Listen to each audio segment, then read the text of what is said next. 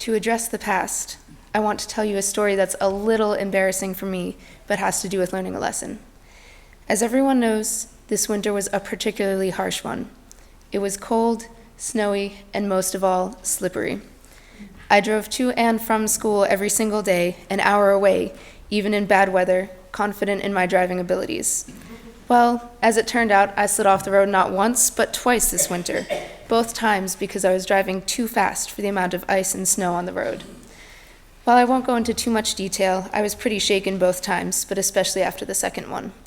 Both incidents made me realize that I actually needed to slow down, not just assume I'd be fine because of the car I was driving or the fact that I was going the speed limit.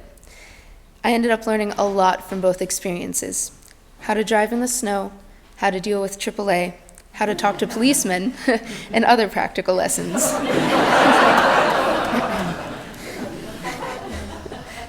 But something my mom told me after the second time really stood out. She told me not to start believing that I was a bad driver because of the two incidents, and not to be afraid to drive in the future.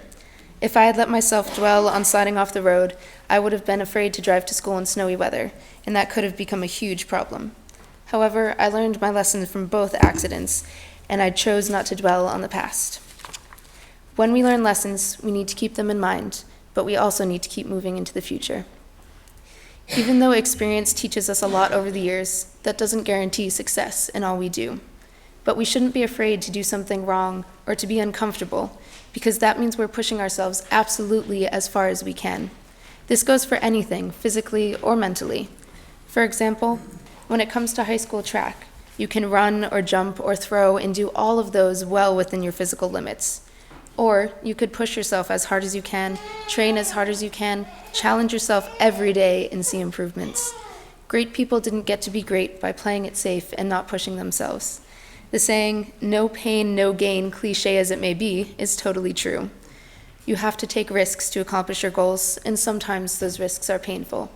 Sometimes they don't work. But taking the risk is the important thing. As Wayne Gretzky said, you'll always miss 100% of the shots you don't take. Also, you'll never know your limits if you don't push yourself to find them. So just remember, take risks.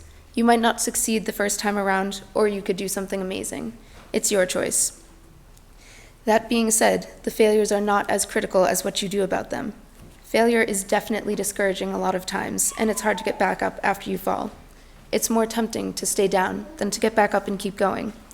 However, Vince Lombardi offered some helpful advice when he said, "It does not matter how many times you get knocked down, but how many times you get up." This ties in very closely with what I said about taking risks. In doing so, you might fail. But if we want to fulfill our goals and follow our dreams, sometimes we will have to fail to learn a lesson. Once you learn, you can try harder the second time around or improve whatever you're doing. Since I mentioned track earlier, I'm going to use the story of a runner. Not everyone is familiar with the name Roger Bannister, but he was the first man to run a sub-4-minute mile, which is incredible.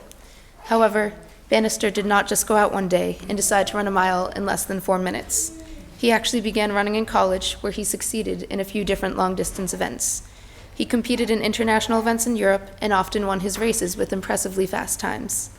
Bannister did not win every race he ever ran, though.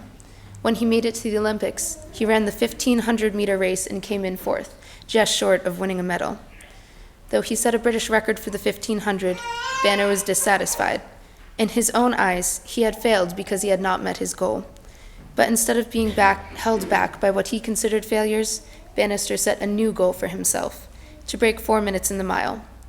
Instead of staying down when he failed, Bannister set new goals and ultimately achieved them. There are a lot of stories like Roger Bannister's. Someone failed in some way, but got back up and accomplished something great. And we can all learn from stories like that. No matter how many times we fall, we can still get back up and succeed. I want to sum up what I've said and leave you with a quote. First, the past is important, so learn from it. Second, push yourself and take risks in life, because you can accomplish amazing things. Third, failures are going to happen, but what's more important than the failure is that you get back up afterward. Lastly, a quote from T.B. LaBerge. "And I pray that you no longer seek happiness from the past, but rather you set your sails forward to a land that is pure and wonderful. I pray that you no longer stare into the shallows of empty promises, but that you dive into the depth of an ocean of guarantees. May you feel the winds of hope and smell the scent of joy. May your heart be alive again as it was meant to be. For you are with a better captain. You are with a true sailor, a true leader. You are sailing with Christ, and he is always sure to lead us home. Thank you.